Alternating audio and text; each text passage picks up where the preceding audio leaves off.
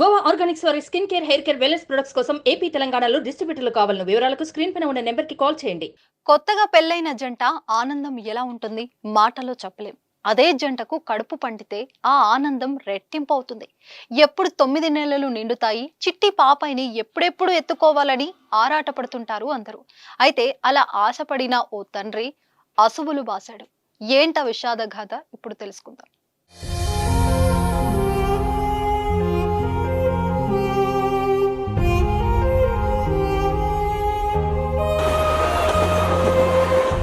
వరంగల్ జిల్లా రాయపర్తి మండలం కొత్తూరుకు చెందిన మందర్ రమేష్ ఊర్లో వ్యవసాయం చేస్తూ కూలి పనులకు కూడా వెళ్తుంటాడు.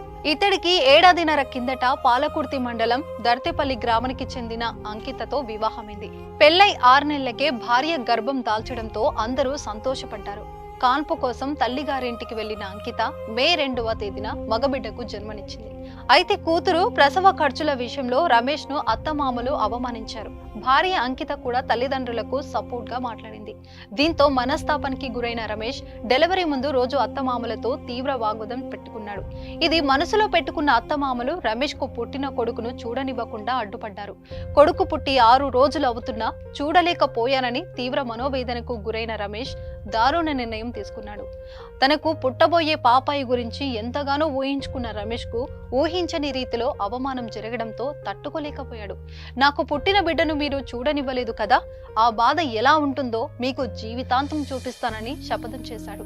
బుధవారం ఉదయం ఎలుగురు నెక్కొండ రైల్వే స్టేషన్ మధ్యలో రైలు కింద పడి ప్రాణాలు తీసుకున్నాడు. ఆధార్ కార్డు ఆధారంగా గుర్తించిన పోలీసులు మృతదేహాన్ని తల్లి మన్నెమ్మకు అప్పగించారు.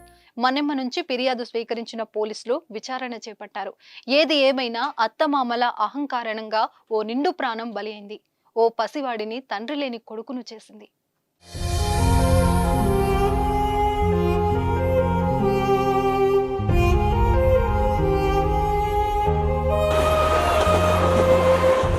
సుమన్ టీవీలో మీ పర్సనల్ అండ్ బిజినెస్ ప్రమోషన్స్ కోసం కింది నెంబర్కి కాంటాక్ట్ చేయండి.